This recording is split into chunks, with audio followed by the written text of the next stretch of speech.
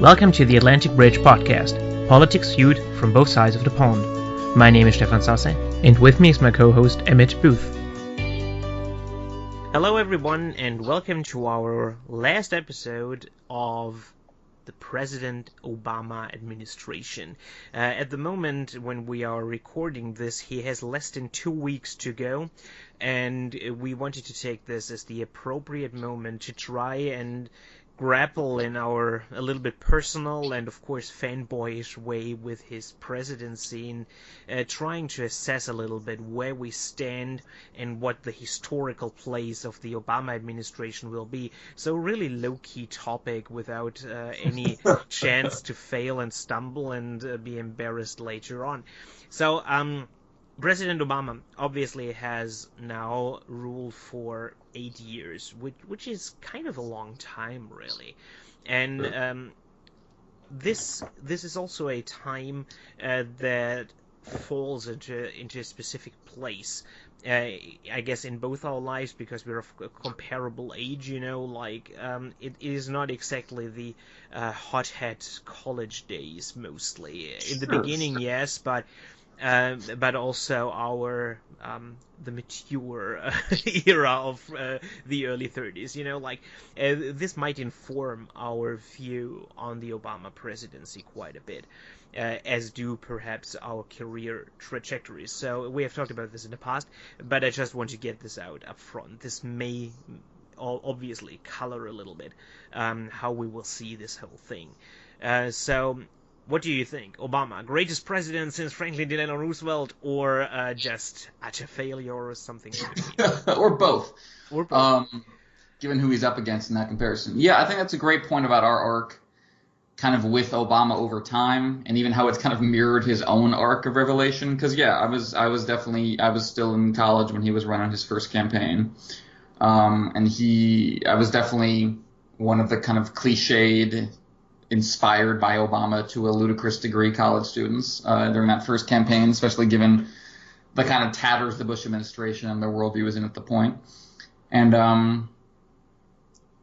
my arc with Obama is an interesting one. I've gotten more impressed with him and less impressed, I guess, with the overall agenda over time. I've gotten kind of very impressed with him as kind of a steadfast and stoic leader. I defended a lot of his decision-making more in the earlier days than I defend now. I would still defend his overall legacy and a lot of what he's done with it, and his overall persona. But part of me thinks that he might have been better, his legacy might have been more secure had he been president in a different time. Because I think a lot of his approach, as admirable as it was, may have been suited to a less apocalyptic era. But if I was going to rank Obama, yeah, I would overall, if you added up his positives and negatives, I would probably rank him at the top since FDR. I mean, I don't think his positive accomplishments extend quite as far as LBJ's, but he also doesn't have anything as bad as Vietnam on his record. So if you're going to balance the two out, yeah, I think Obama pushed the ball forward in a lot of areas. I really kind of the breadth of his reforms is a lot of what impressed me about his administration.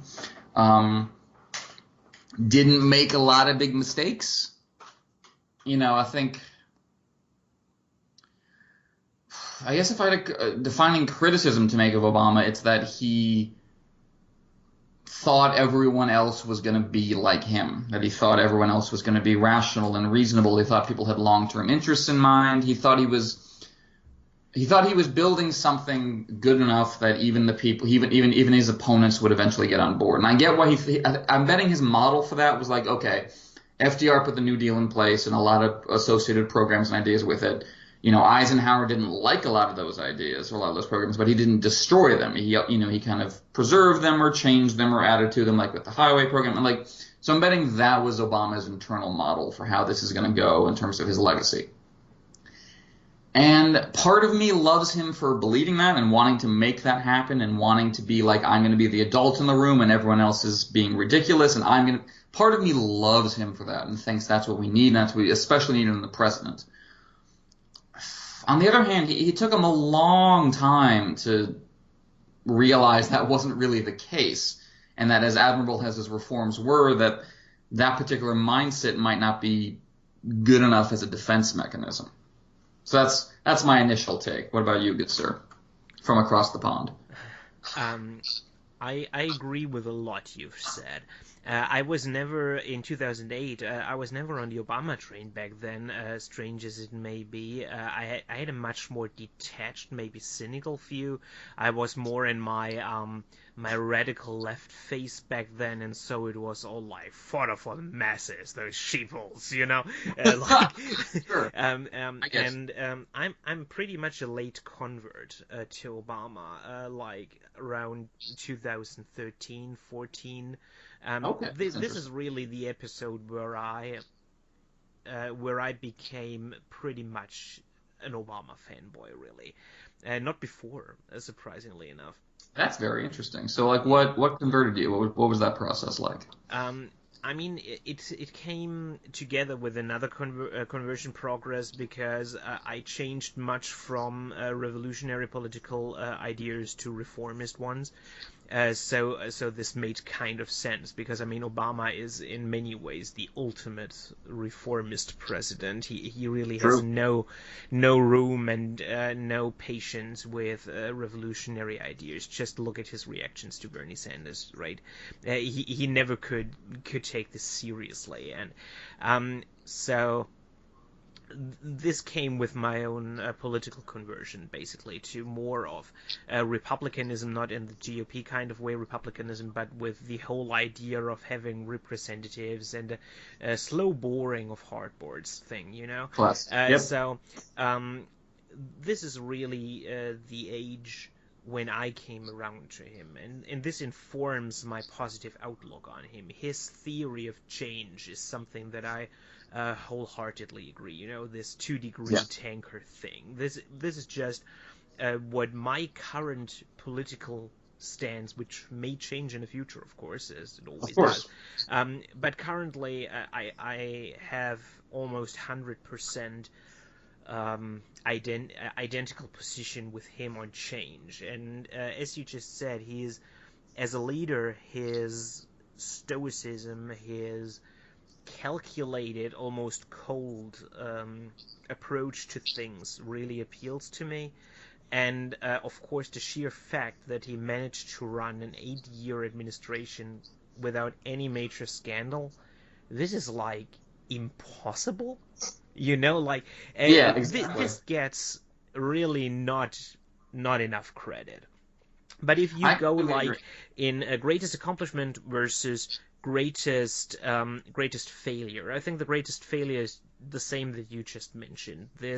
He clung way too long to the idea that there was any possibility of getting a compromise with Republicans. I mean, even in 2013, when they shut down the government, he was still very compromise oriented. It seems to me that 2014 really was like the tipping point for him for some reason, At where that he point, started to literally give no fucks anymore. exactly. Maybe because of the midterms, and because it was his last election, but maybe not. I don't know. I don't want you to do the kitchen table psychology here, but he definitely should have been more ruthless from the start. That would have helped him quite a great deal, and quite many people have seen this and constantly called him out on that. So it's not like 2020 hindsight. This has been a failure with him from the beginning. But on the other hand, he has, for me, the two major accomplishments is the good governance thing. You know, no scandals, no overt corruption, the whole cost and benefit analysis and long-term view of things, and of course, second, the ACA, Obamacare. Sure. This just has to rank as one of the major accomplishments. And this doesn't even take into account that he ended the war in Iraq as best as he could. Certainly. I agree. I agree with I agree with a lot of what you had to say there. You mentioned the 2-degree tanker thing. For people who are unfamiliar, it's this metaphor Obama came up with where he said, if you're at the tiller of a really large ship, like a cruise ship or just some massive, slow, gigantic ocean trawler, you can't you can't move the wheel like 50 degrees at once. It's just that will break the ship. It's just not set up mechanically in terms of infrastructure to make that kind of move. But if you move the tiller 2 degrees, just, the way those kind of ocean ships works, you will eventually have made this gigantic 50-degree turn just from that initial twitch at the tiller. So, the overall metaphor being that as much as Obama would intellectually and morally support a lot of radical change, he just doesn't think this system he's got is designed to make that happen. And then the question, I guess the dividing line that comes up is, okay, is your reaction to that the Obama reaction, in which case, okay, so let's make this work as best as it possibly can, or is your reaction to that, therefore the system is inherently corrupt and fatally flawed and needs to be torn down and you start again?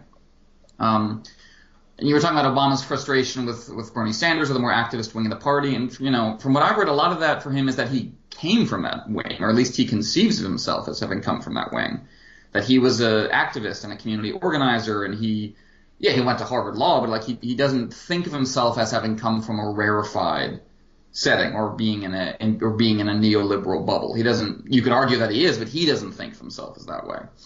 I think he thinks of his arc as like, the activist made good. Like, I did my job in the trenches, and I know where people are coming from, and I've been on the ground, and I made my way up. So now I can act for you guys while on the inside. That is his overall self-conception, I would think, in terms of his political trajectory. And it's one I greatly admire and would look to as a model in many ways, other than, again, the clinging for such a long time to the bipartisan hope. But again, I would bet he considers that to be part of his job. That, being the hopeful one in the room is the gig of the president, which I admire, even if I don't quite agree with. But yeah, I mean, it's frustrating at times, really. It is just like now with Trump. It may ultimately be the better course, and you have to admire him for his patience and stoic cool in that moment. I never could do this. I don't know if it's right, but he's dead set on it. Exactly. I mean, it's the when they go low, we go high thing that Michelle Obama said. That is so central to how the Obamas look at politics, and there's definitely a case to be made that leaves you vulnerable, especially in this day and age. That when the Republican, it's such a frustrating thing because when you're the side preserving norms, that is both a moral and long-term institutional strength, but it's also a short-term institutional weakness because it leaves you vulnerable in so many ways to do what the Republicans do. When you are trying to make institutions function, it's a much easier job to tear them down, and we've seen that with the Republicans over the course of the Obama era. So then the question becomes, is there a way to separate what we like about Obama from the thing we dislike about him? Because so much of what we like about him is tied so inextricably to that stoicism and that need to be the adult in the room. So I don't know if you could have one without the other. Maybe that's what Bernie Sanders was trying to pull off. I never quite got that sense, but I mean, yeah, I don't know how you square that circle, but it's something the Democrats should be looking at. Yeah, maybe.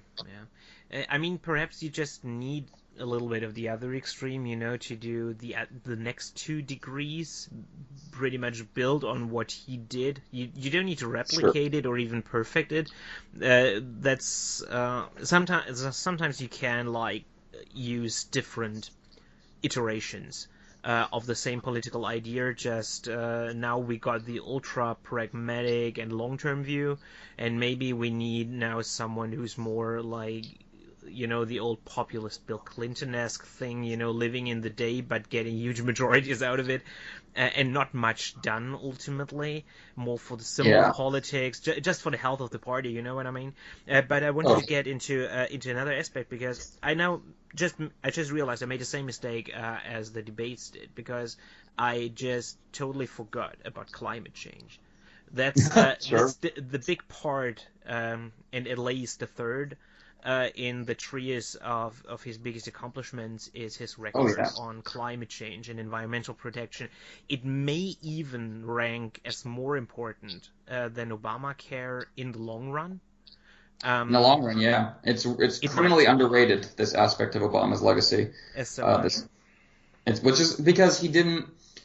because he and the Democrats fell short or just didn't have the votes for the big, everyone understands what this means, the thing we've been waiting for bill, the cap and trade bill, which went down in flames in 2009 or 2010. I forget which one of those first 2 years. And that was a huge blow for the left. I get it, and for the planet. I get it. But it seems representative in this way where that people looked at that and said, okay, so therefore Obama is a failure, ignoring A, how Congress works, and B, that the executive branch is getting a huge amount on climate change. If you look at the stimulus, like a huge amount of the tax credits and just straight up startup funds were for green energy, which has exploded in the few years since the stimulus was passed, especially in solar. His regulations have largely pointed towards moving us away from fossil fuels and towards renewable energy. The Paris Climate Treaty was obviously a huge step. And, I think overall Obama's pushed as well as we could expect on this issue from someone who deals with Washington as it is, which again gets us back to that sticking place of whether that's good enough, whether that means a systemic overhaul. But yeah, from my perspective, Obama, he was easily the best climate change president we've had for the few presidents that have been faced with that direct issue.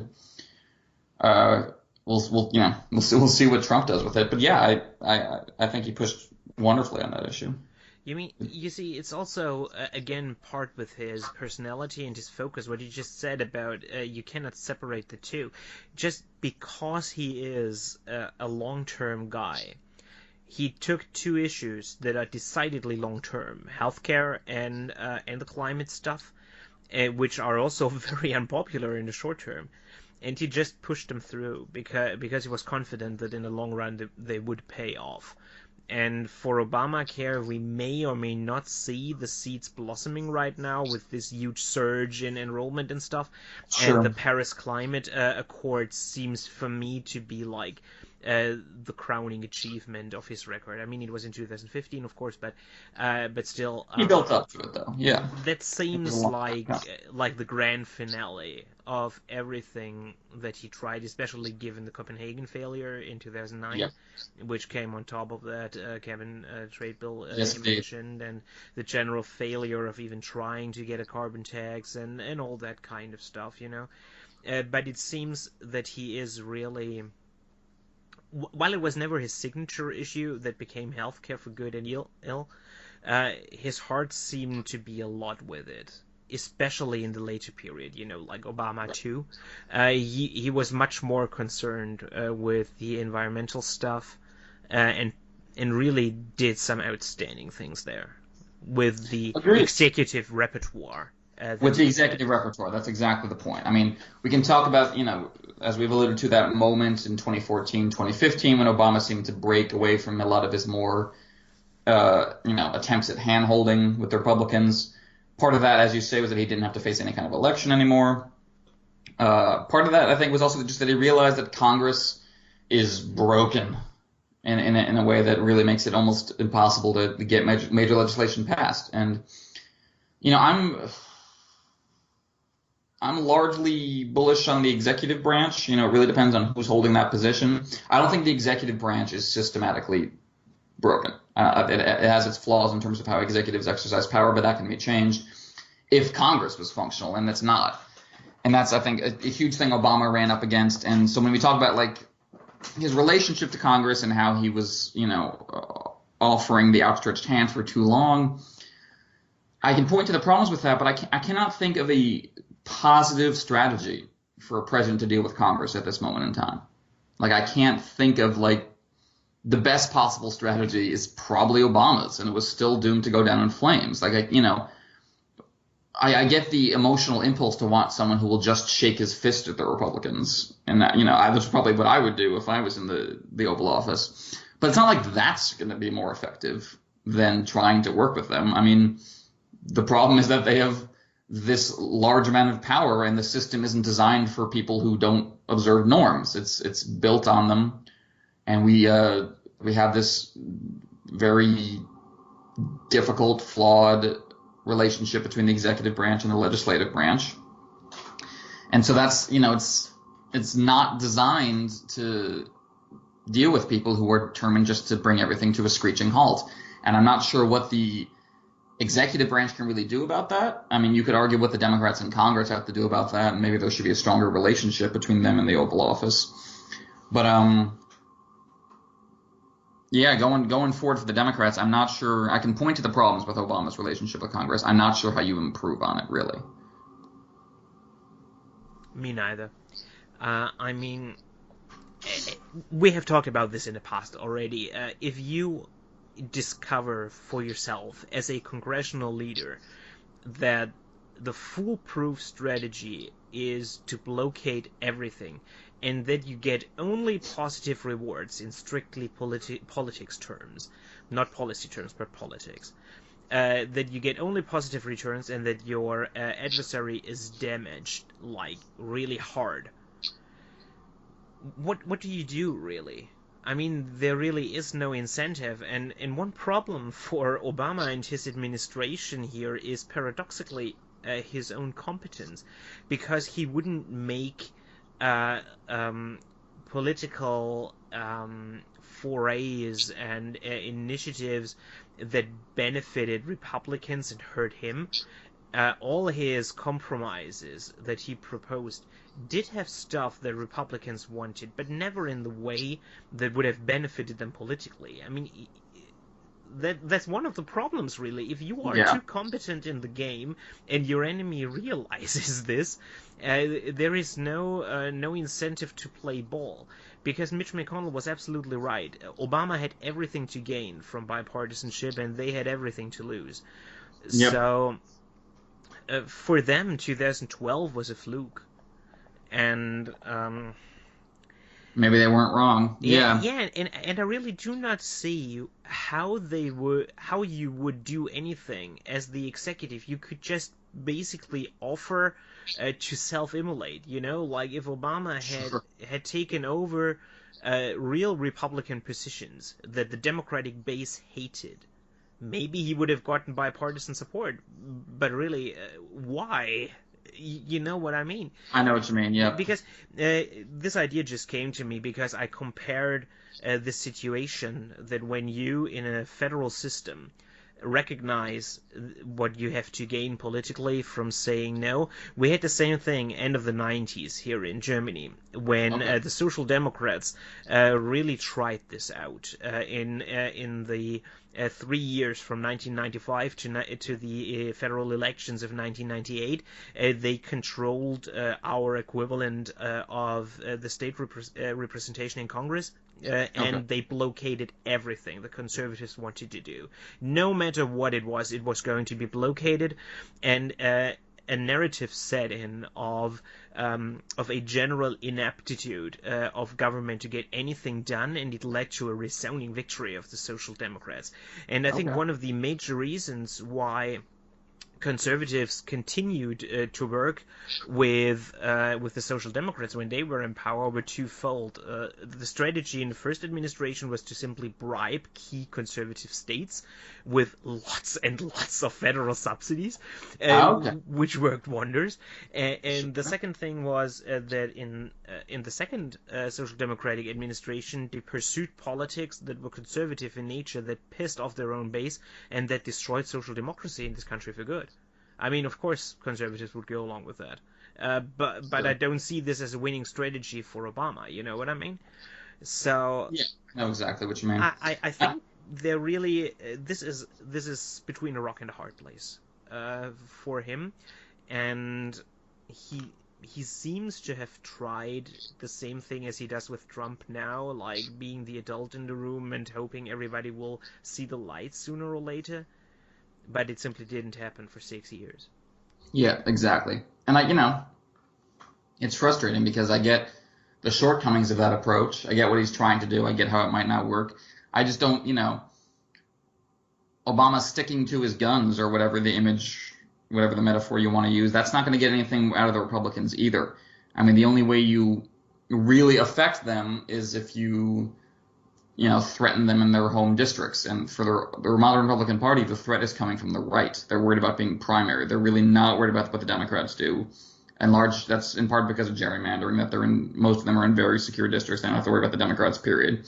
Part and because, and these are called, of course, issues we've talked about before. Part is polarization, that you just don't have a large pool of swing voters anymore that you can turn to as a different kind of Democrat or as a different kind of Republican. That's less and less the case. And there's just, you've seen a strong drop off from what we used to have as far as kind of more localized politics of like, regardless of what party that my local representative belongs to, he got us that bridge, he built us that hospital, we're with him, he's our dude. That's become less and less the case, especially as earmarks were gotten rid of in Congress, so you don't have that kind of personal touch to the projects anymore. So, a number of reasons why that model has kind of fallen apart. But yeah, it's interesting to compare ours to what you were just saying about what happened in the late 90s in your fair country. Trying to give like conservative areas a lot of stimulus is something the Obama administration has tried. I mean, that was one of the impetuses behind the Medicaid expansion and the Affordable Care Act, was that a lot of these states with a lot of uninsured poor people, which are disproportionately red states, would see this benefit from that, and that would overall help their states' budgets and help their states' own healthcare initiatives and blah, blah, blah, blah. And some Republican governors were, saw if not the moral advantage doing that, at least the fiscal advantage, Chris Christie and John Kasich. But a lot of Republicans stonewalled even that. So, you can point to that as being Obama being naive, but on the other hand, it's like, well, what else is he supposed to do? He's trying to help the residents of those states as best he can. The Supreme Court allowed them to reject that initiative. At that point, I'm not sure what Obama is supposed to or allowed to do. So, again, we come back to this repetitive question: if Obama's the best he can do within his framework, is the framework good enough? And I think that framework's good enough for when you're the governing party. What we have now with the Democrats as the very much the minority party, I don't know if that model works, and that's where you might look to a more activist-centric Bernie Sanders model as kind of the resistance.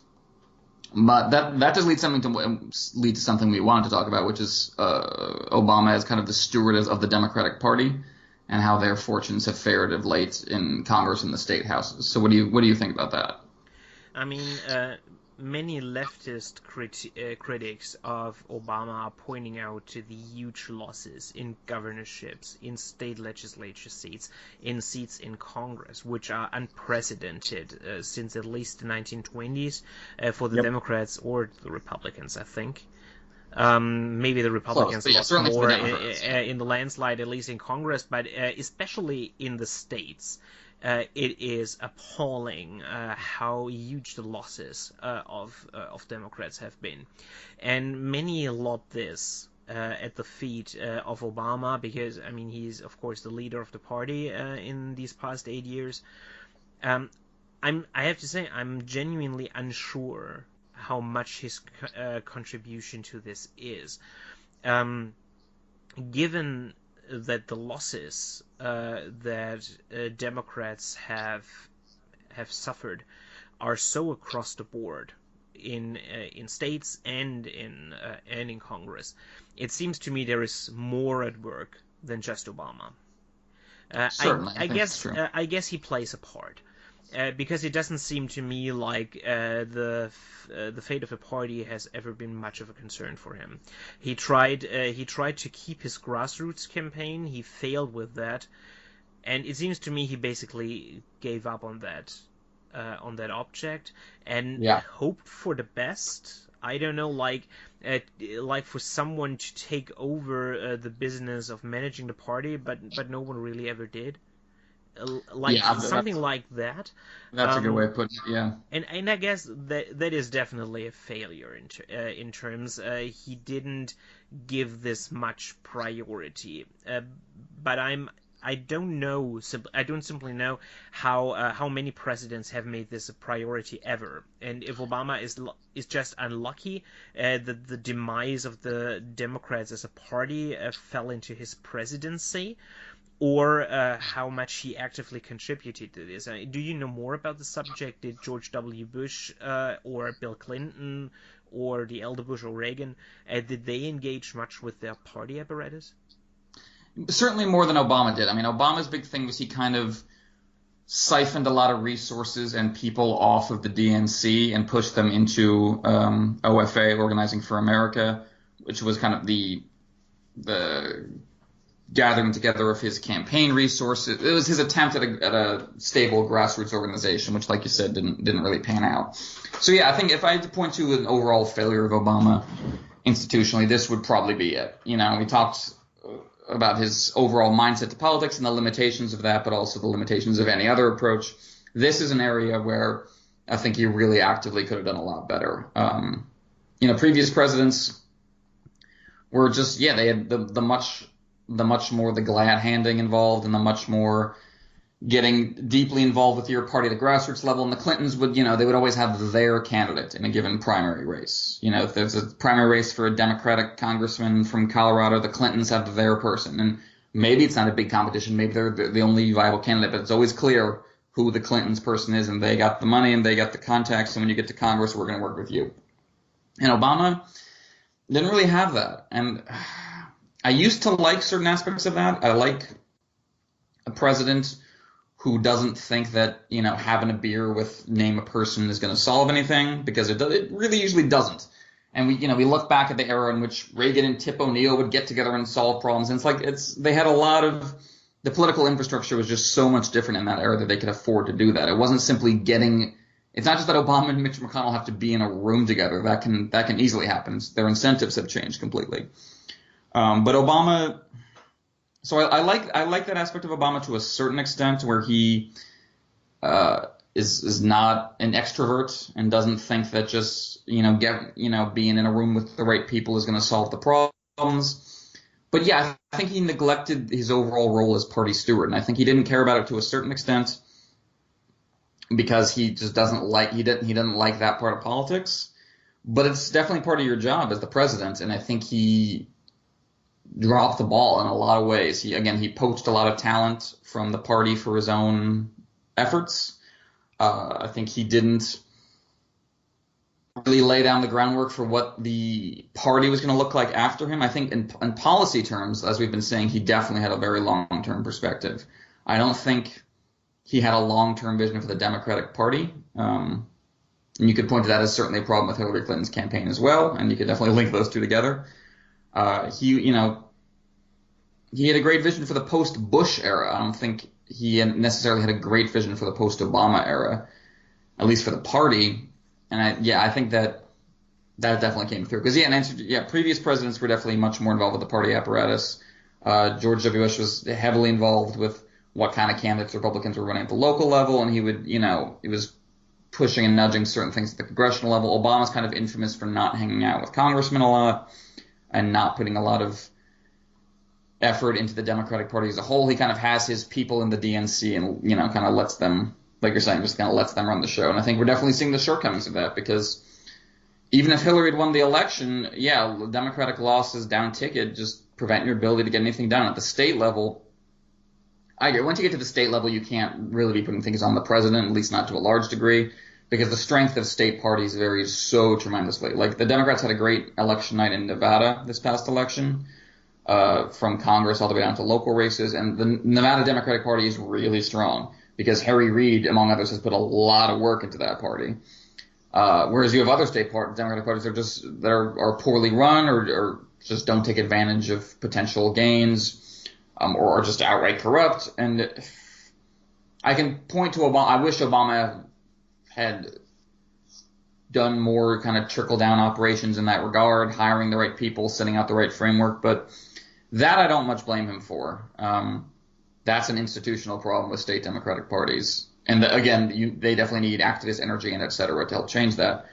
But yeah, in terms of Obama's overall approach and outlook to the Democratic Party as something he was in charge of, that is definitely, I think, one of his biggest weaknesses. I don't think he pulled that off. And I was surprised at the degree to which the Clintons didn't pull that off in this election. That they really fell short in a way that surprised me, because they used to be good at this in the 90s, was, having their people in the party and making their people in the party get things done. And I guess that's just as the demographics have changed and as the party have changed, they've completely fallen out of step because they really, really fell short in that regard. So if I had to point to that's one big thing the Democrats have to work on, and that is one thing that properly tempered the Sanders movement can be a real useful force for is uh, getting the party to act as this organized force on every level, and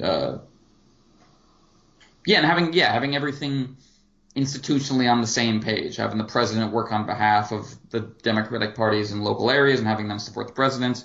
And whether that's the Dean 50 state solution is what you need to get back to there to make that work, where the Democrats were, pushing against Republicans in every area of the country, or some other model.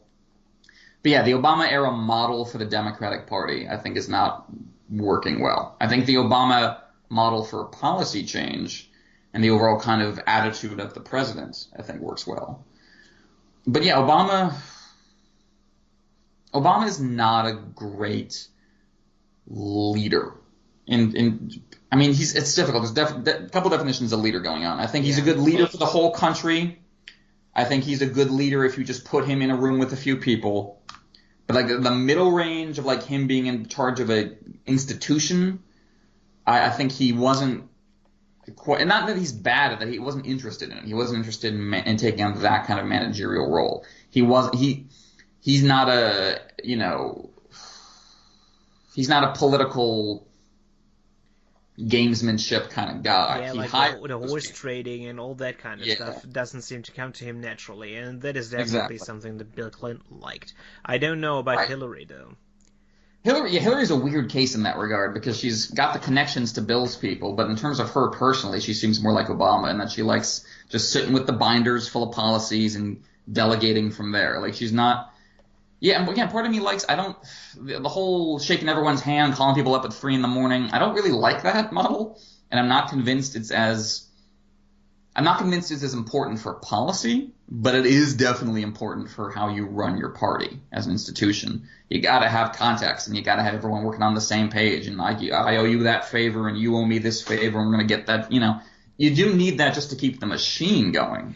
I guess a lot of the reason why Obama didn't engage in that too much is that from 2010 on, it didn't gain him anything in Congress. So all the connections he could have made with Democratic congressmen, they were useless because Congress didn't help him. And as he famously said, "Do you want to get a beer with Mitch McConnell?" Because it wouldn't have done anything, Exactly. So that is definitely understandable. I think the mistake really comes in at the state level, but on the other hand, he was the president of the United States, not the fly around in chief guy, visiting Cleveland and Tallahassee and what have you, and talking to the local party guys. This is also not his job. So it is a weird mix of missed opportunities, of problems in character, that his character doesn't really fit the work, and maybe also demographics. This is something generally for the Democratic Party that currently seems a weird problem, which gains them the popular vote, but not states and the Electoral College, because their votes are so ineffectively spread out over the country. I find it amazing how Hillary Clinton could narrow Trump's margin of victory in states like Texas and Georgia and all that kind of stuff. It didn't help her anything. But if you look at this, if this constitutes a trend, and that's of course a big if, but if this would constitute a trend, then the Democrats are just caught in a very weird transition phase in terms of demographics that just punishes them really hard, but which could potentially bring big dividends 2 or 3 elections down the road. But that's just a hypothetical. But still, there was definitely a failure going on part of Obama to try to either, give someone like Plov or Axelrod or whatever, really, some guy who would manage on a pretty high level the whole DNC operations. That's pretty much what I have on that topic. So if you didn't have anything to add, I would switch gears to foreign policy. Sure, by all means. I mean, that because Policy-wise, what a model. Yeah. foreign policy is always a problematic area because on the one hand, many voters don't care for it unless it leads to war, and on the other hand, you can't really succeed in foreign policy, no matter who you are. So No, you just manage it. Yep. so the signature foreign policy crises, opportunities, events were, of course, end to the Iraq War, the very much not end to the Afghanistan War, Libya, and Syria. I think these are the big four that we had Certainly in terms of the Middle East, fell into Obama's administration. Or did I forget anything? I mean, in terms of the Middle East, certainly you can talk about it as like the overall pivot to Asia and the trade stuff that goes with that. But in terms of military, but that's more long term. I mean, really, in points of crises and burning hotspots, this seems to be practically it. And I guess until the resurgence of ISIS, the withdrawal from Iraq is pretty solid, and I still think the general direction was the right one. You know, I agree. I mean, he didn't even negotiate, which people often forget. He didn't even negotiate the withdrawal from Iraq. Bush did and signed the Special Forces or whatever the name of that agreement is in December 2008. So Obama was really largely following that path, though of course he had different, he executed it in his own way. I'm sure Bush would have done it differently. But yeah, I agree. The neocon argument that Obama created ISIS by leaving Iraq is silly in many respects. The social tensions that created ISIS were already there, and the vacuum that was there for them was when we invaded and de-armed the Baathists and all these various immediately stupid organizational decisions that allowed the insurgency there to spread, and then gradually, making its way to ISIS. Obama's overall foreign policy approach, it's frustrating to a certain extent. I mean, like your caveat said, no one is really good at foreign policy. It's both the area in which the presidency has the most authority in terms of just their decision making, but also, when just events on the ground are just spiraling out of your control. And the best you can do often is just manage a crisis. And I like a lot of Obama's long-term initiatives on foreign policy, varying from the Paris Climate Agreement, which we just said, to the Iran deal, to opening of relations with Cuba. A lot of good policy, a lot of good long-term policy work. I like his outlook. I mean, part of it again is like the lack of self-awareness. Like, on the one hand, I much prefer the drone program to, invading foreign countries and toppling their governments. As a method of dealing with international terrorist cells and about anti-American violence being nurtured in a given place, I much prefer it as a model. But that doesn't mean we shouldn't be interrogating our overall first principles on foreign policy, and that we should be more transparent about it to a certain extent. But then I know I'm making a muddle of this, but I'm genuinely caught on foreign policy issues because on the one hand, part of me says, yes, we should be much more transparent on foreign policy. We should be pulling back the military-industrial complex in every regard, even if it's the drone wars versus the regular invasion policy. On the other hand, part of me is skeptical of transparency when it comes to these issues because there's stuff we genuinely need to not know about until it's accomplished, or there's things that are being compromised, or that there's not pleasant things we're doing now so that we can arrange for this much more beneficial thing later. Like there's stuff that genuinely needs to not be litigated by the public opinion every time it comes up. So again, I guess I come back to Obama as the best of a flawed model. I don't agree with a lot of his specific foreign policy decisions, but I get the corner he was being backed into when he made them. The Syria red line thing, obviously doesn't look great to fall back on a pledge you've made, but I like that Obama recognized he should never have made that pledge to begin with, that having a red line for invading a country like that is probably silly, and you weren't going to do it. You knew you weren't going to do it, so you should never have, made the pledge that you were going to do it. So I like him recognizing, I guess that's like a synecdoche for me on Obama and foreign policy. I like that he pulled back, but I wish he'd never felt the need to make that statement to begin with. He ended up, his overall foreign policy always seemed kind of caught halfway between his activist instincts and the issues that propelled him to the office in the first place, which was Iraq in large part, and his overall managerial instincts and wanting to reform rather than tear everything down, which I generally support. But it seems like every president gets captured by those institutions to a certain extent and start supporting their priorities. I think Obama was less captured than most. I think he pushed most government policies in a better direction when it came to foreign policy, but I don't really know unlike with domestic policy, I see where Obama's going. Like, I see his trajectory. I see his end game. We can debate over whether it's moving fast enough or it's cleanly enough. With foreign policy, other than getting out of Iraq, I'm not sure where he was going, like what the trajectory was. What would you say? I think I see a little bit more of the trajectory and general strategy than you do. I think the pivot to Asia is one big thing, and generally, like, getting out of the Middle East as much as you can, and putting all those out of Europe, and putting these resources in Asia.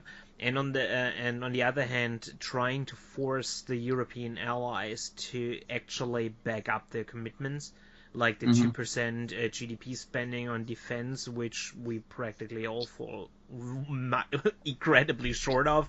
So I've heard, yeah. Like stuff like this. You can see a long-term strategy that he tries to enact, but that gets constantly counteracted by short-term crises. Let's just take Libya, in which he tried this whole lead from behind thing. That was the time when Republicans actually wanted interventions and criticized him harshly for it. It's been such a long time ago, and then you had Libya and that whole clusterfuck that was going on there. And I'm a little bit hesitant to rate it as an Obama failure, because it was much more like a failure of Great Britain and France, and maybe one of those cases, no good options, really. And to be fair, the German position in Libya was just embarrassing from start to finish, with our abstaining in the national security vote, as a Security Council vote in the UN, and all that kind of stuff. It was really like, what should he have done? He could not have intervened and let Gaddafi slaughter people and then be criticized for not intervening, or he could intervene and then be criticized for the chaos afterwards. And in Syria we have the same thing. Syria is essentially Libya again. This time he didn't intervene, and people criticize him all the time for not intervening. So what do you really do? You cannot win at this game, And the problem with the United States is, with their position of power and influence and yada yada, no matter what they do or don't do, they are responsible for pretty much any crisis. You have the same thing in Ukraine, where he tried to give this off to Germany and France, like the Minsk agreement, and it worked reasonably well, I guess. At least this one is decidedly neither failure nor accomplishment. I'm not so sure about Libya and Syria. You could easily rank those as failures, but Ukraine at least is pretty much contained without the risk of spilling over. It's a catastrophe for Ukraine, but at least only for Ukraine, which you can't say about Syria. So there's all that, and then we come to stuff like the drone war. And again, what do you do if you inherit a global war on terror? You cannot simply call it off unilaterally. That is just a stupid proposition. And if you do not want to do it in the carpet bombing way that Bush did it, and boots on the ground, and really bringing out the big guns, drones were, I guess, the best compromise that he thought he had at his disposal. It seems to me from the interviews, like these late game interviews that are now coming with Obama, that he regrets relying on drones so much. Go ahead. Yeah, and I certainly think that he could have, killed less people. But in the end, again, the United States needed to do something in this whole war on terror thing, which he was caught in, and I guess drones are a typical example of the conundrums and stuff you face in foreign politics, like the least amount of damage compared Exactly. to the results. It is still ugly, it is still likely a breach of international law and all that kind of stuff, but I can understand why he fell back on them. You know what I mean? I Yeah, don't least like bad it. option. Yep. I don't like it, but it seems the best of the worst of the bad options. I completely agree. I mean, yeah, I mean, you just calling off the war on terror or whatever we want to call it, yeah, is an institutional and moral impossibility at this point. It's like thinking you can just call off international trade. It's just not feasible, and would cause a lot of damage in the fallout from it. So I agree. I think the drone program was his least bad option in terms of prosecuting the war on terror.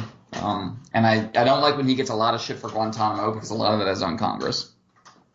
But I mean, so, but like I wish he'd been more, and this is really our fault. I wish he'd been more upfront about that in terms of honestly, just being more open about that. Yeah, the drone program has these horrible costs. This is the least bad option. There's not really a good coherent solution to this. I'm trying to patch over what I've been given. I get that he politically can't really say that to us. But if you don't say that to us, then we're left thinking, okay, this is what he honestly believes, and this is U.S. foreign policy now, and that I get why that's appalling and frustrating for people. Because again, like you make a good point about it, there's definitely a trajectory in Obama's foreign policy, especially with the pivot to Asia, and and trying to limit your presence in the Middle East as much as possible. And I get the drone strikes as part of that. But I think he needs to do a better job of conveying like the narrative of that. Okay, we're pulling back in this way, and then over time we're going to have a two-state solution and maybe stronger governments in these countries, and we'll gradually let go bit by bit by bit, and then we're out. I wish he'd done a better job of communicating that, because I think that's what the drone strikes are part of. But you have to make the moral case that the fallout from these actions is worth this gradual trajectory, and this terrible collateral damage, but it's worth it as part of this process. And for me, Obama never quite brought that together as his narrative for foreign policy. So what you're like, I can guess that's what he's going for, but if you're just looking at it from the outside, it just looks like, okay, the American president is just bombing people, and this just you can. Unless you give it a trajectory, you're not different from Henry Kissinger in Cambodia at that point. You need to give a context for why that's not you, and for why, because I see a lot of on the left now where Obama gets lumped in as just another part of this pattern of presidents who use the deep state to inflict blood and terror on the world. That narrative is out there on the left now that Obama was just part of that, and I think that's unfair. I think there's a lot of differences and nuances there. And again, purely in terms of trajectory, I think Bush was getting us worse, and Obama's trying to dig us out of that hole. But that doesn't make the people who die in the process any less dead. And I think I wish Obama had wrestled with this more publicly. But on the other hand, there's a lot about that program he just can't tell us. So that's kind of caught. But I think Obama let other people define his narrative on foreign policy a lot of the time, especially near the end, and I think that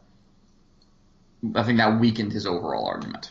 I mean, you also have to see the politics of it, because until the Republican primaries, all of this was impossible.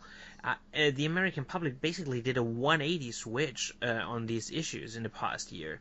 Democrats went from, all those interventions are not that good, and Russia, we should really open up to them, and Republicans were like, rah, interventions, and Russia is the big evil. And now this is almost the complete opposite. The kind of options that Obama has now to publicly wrestle with the legacy on drones, it was a political impossibility until half a year ago. So I don't think how much of that we can throw at his feet. I think there's a lot more to come when he writes his memoirs and when we get more post-office interviews and all that kind of stuff. I think he will be much more contrite in terms of his foreign policy than, for example, LBJ or Richard Nixon were. That's a very good point. I think you're probably absolutely right about that. Because yeah, I mean, it comes down to arc. You know, most of what I love about Obama is this sense of, I agree with the world he wants to build. The world he wants to build is the world I want to build.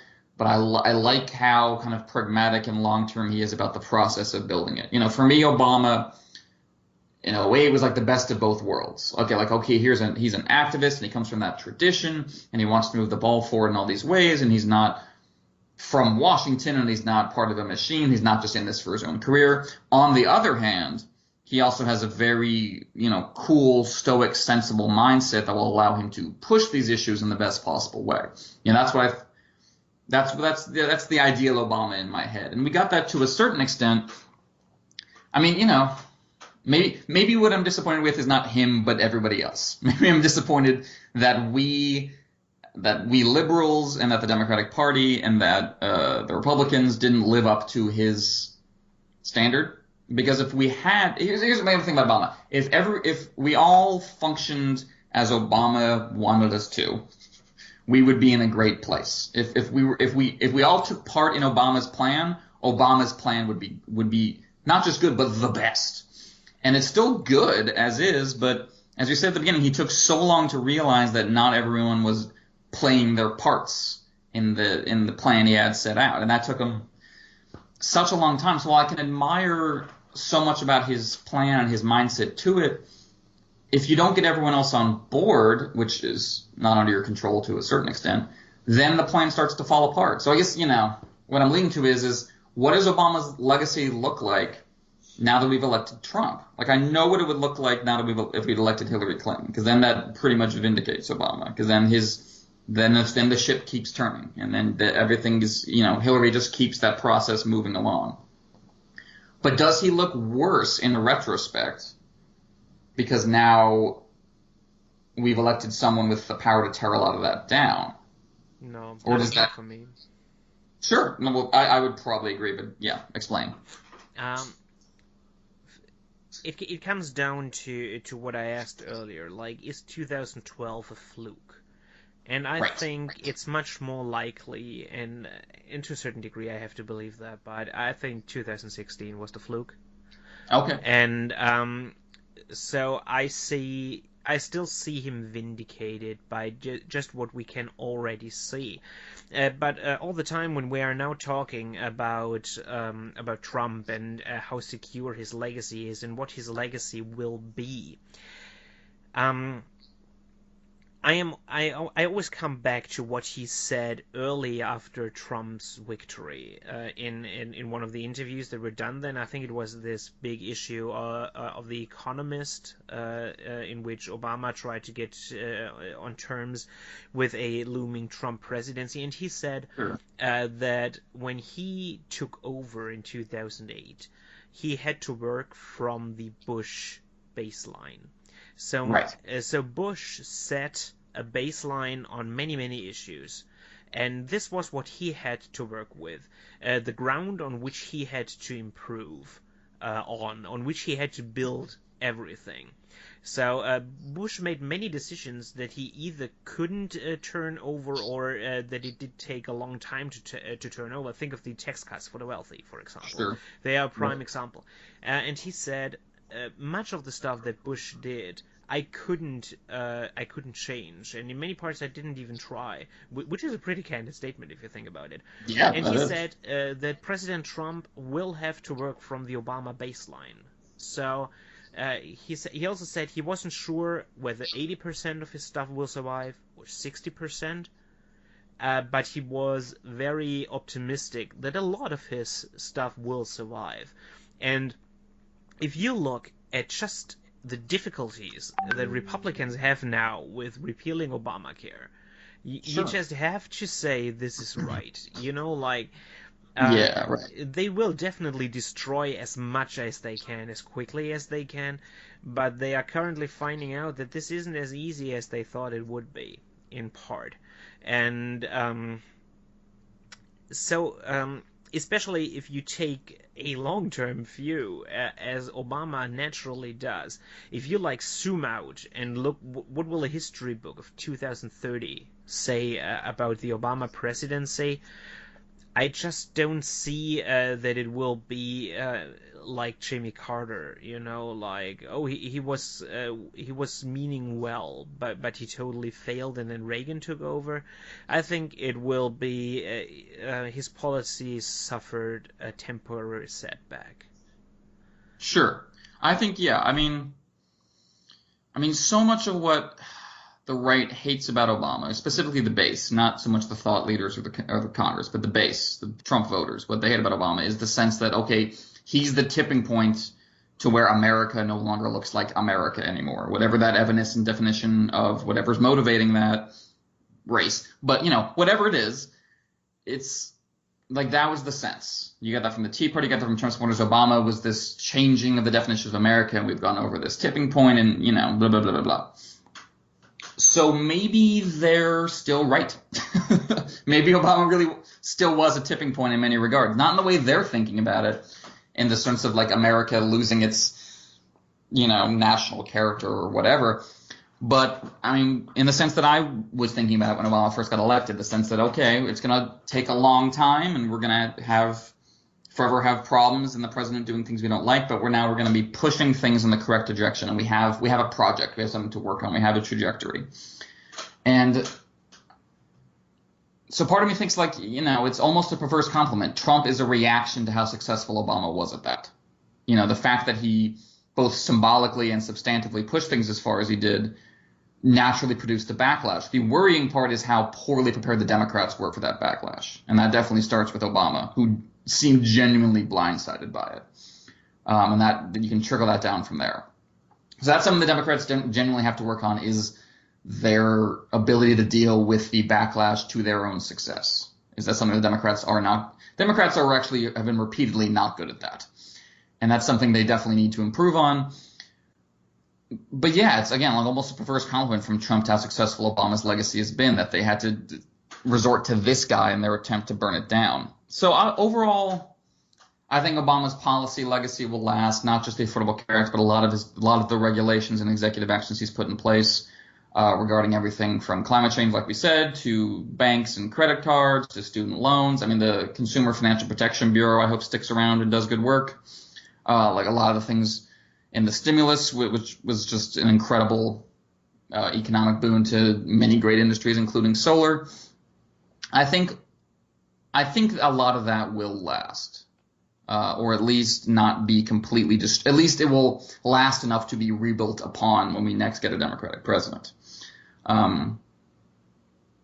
Question the Democrats have to answer is, okay, let's preserve what Obama gave us, but is the Obama model something we want to keep going with for the next Democratic president? Again, while we're out of power, we should definitely have a more resistance-aimed approach to things. But do we want the next Democratic president to run things like Barack Obama did, or do we want them to run things differently? And I would overall lean towards, build on Obama. Just do a better job of knowing what the backlash is going to look like and prepare for it. But in terms of what the Democrats affirmatively do on their own, take the next step beyond what he did. He got so far, keep walking that same path, but just get tougher about it. I also think that the approach to policy should definitely be kept. If I think signature issues of the Bill Clinton presidency. What really, he doesn't have nearly as much going for him as Obama does. He leaves the party in a little bit better shape for all the good it did Al Gore. I think the approach to policy is really what should be kept, because it gets stuff done, and it gets stuff done well, which to me at least is an important thing. I just want to reiterate once again on this baseline thing. I mean, imagine in 1984 that Walter Mondale wins. Do you really think he will roll back all the tax cuts, all the defense spending? We'd still be All dealing with it. Yeah, all this whole Morning in America thing with school prayers and flags and all that kind of stuff. Surely it wouldn't have been like the caricature that we remember now, but this would have been the Reagan baseline for him to work on. And Trump will find himself with the Obama baseline more times than he imagines now. I mean, that's sure. always true because Trump isn't very imaginative when it comes to that kind of stuff. But um, even congressional Republicans, I think, who are as experienced and well versed in doing evil things in the parliamentary system, like Paul Ryan and Mitch McConnell, will at times really run against walls. Sure. Even with their supermajorities. I mean, Democrats had a supermajority, and the best they could do was the Affordable Care Act. Why should Republicans be so much better at this? I don't believe that. Not until I see a good reason for it. And so Sure. I I'm mean, cautiously optimistic that we will survive the Trump years with only superficial damage. It might be quite severe, but it will be repairable. As you just repairable. said, like an Exactly. institutional framework is hard to dismantle. And if it survives, however hobbled, a Democratic president only needs to refund and restaff it. You know what I mean? Exactly. Yeah, the Democrat. I mean, yeah, I still have more long-term optimism for the Democrats than the Republicans on the whole. The Democrats have a lot of internal pressure we need to work through. I don't even think it's a debate. It's just like anger. Like I don't even think the Democrats need to fight about specifics so much. We just need to yell at each other for a while and just vent because it feels almost personal at this point, even more than policy related. Which is also how I sometimes feel about how the left feels about Obama. That it's much more this, and this is I guess lean toward as my conclusion, that they have this evanescent sense of Obama was on our team and then he wasn't. And from like that seems to me like the source, like a lot of the bad feelings in the betrayal. Like, oh, we thought he was one of us and he lied to us. He was always one of the system. And for me, Obama is still the guy he thought it was, which is that he is our ambassador to the system. That he came out of the activist tradition, and that this is sentimental, but he experienced poverty and fought his way up and dealt with a lot of prejudice, and that he, forged out of that. He is the guy who will walk into the systems of power and be able to be that go-between. I think it didn't end up being as institutionally strong a go-between as I wanted him to be, but that is still how I conceive of Obama and of a future Democratic president, someone who, comes in from the outside and is trying to make these two worlds fit.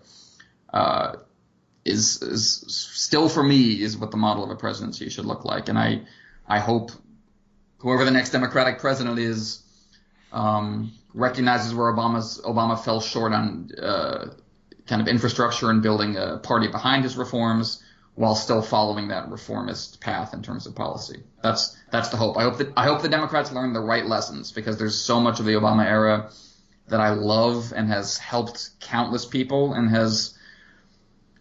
The problem with the Bush era was not just that bad things were happening. It just felt like they're just going to keep happening. Like, this is now the new normal. The Democrats have no response to this. This is just because he didn't feel like Trump. He didn't feel like this, outsider hijacking the system. Like, this is just a Republican. This is just a Bush. And here we are. And, Obama arrested that feeling. And for me, that arrest is still on. For me, Trump hasn't shaken that. So I'm hopeful about that, at least. I have tweeted now for pretty much a year. When Obama did something that I really liked, I customarily added to my tweet, "We shall never see his like again." I've seen that. Yep. And I think really he was one of a kind, like a real exceptional talent. Not the president we deserve, but the president we need. Exactly. And I'm really sad to see him go. And I think too. he definitely is one of the great presidents, even or especially because of, I don't know, he didn't get everything done. But if you look what he was up against, the amount that he got done is incredible. And like you say, the amount that he the amount of bad that he wasn't, the lack of corruption, especially the lack of personal corruption, is something I think we'll remember about him for a long time. Again, that spoke to me that he was coming from outside the Washington pay-for-play tradition. I think really helped with that. And I think, we'll look back and that is super impressive that he was not in this for ambition or personal gain or for feeling like with Clinton, it was just like that hole in the ego, man. Bill Clinton needs to know people love him and that he's the best man in the room, and he needs that every day. And Obama doesn't. And I love that. I mean, obviously there's a lot of people doing what we're doing right now, looking back at the Obama administration, trying to come up with a thesis. And the best one I've read is from Ta-Nehisi Coates at The Atlantic. He wrote an article called My President Was Black, which I recommend to everyone. It's long as usual with him, but it's really good. And it starts off with a quote from The Great Gatsby that I think just sums up kind of Obama and his relationship to politics perfectly. They're a rotten crowd, I shouted across the lawn. You're worth the whole damn bunch put together. Which, for me, a lot of ways is true. For me, a lot of ways where Obama administration fell short was, again, that the infrastructure behind him wasn't as good as what he was trying to do. And part of that is his fault. Part of that is him not being a good job as a party leader. But part of that is just, forget us being disappointed in Obama. Obama's disappointed in us, and for good reason. We weren't quite with him in a lot of respects. Partially our fault, partially his fault, but that's what we need to work on for next time, I think, at least on my side of the pond for the Democrats. Both we need to be better for the president, and the president needs to be more aware of his duties as regards getting our stuff together. But for Obama himself, I will admire and think fondly of him for the rest of my days. I think his model we will see, but I think his model will be secure. And I think I agree with you. I think he's one of our finest presidents, and I think we will look back on him as such. I hope so, anyway. Maybe, or he'll be the last one before the abyss, but I hope not. No, I don't think so. But this has been our last episode under President Obama. The next time you listen to us, there will be a President Trump, for good or for ill. And I guess we will have something to say about that in the near future. So until then, stay good. Great talking to you as always. You have been listening to The Atlantic Bridge, a podcast about politics viewed from both sides of the pond, with Emmett Booth and Stefan Sasse. New episodes out every fortnight on Friday. You can find us on Tumblr and YouTube and on our own personal sites at poorquentin.tumblr.com and deliberationdaily.de. Thanks for listening.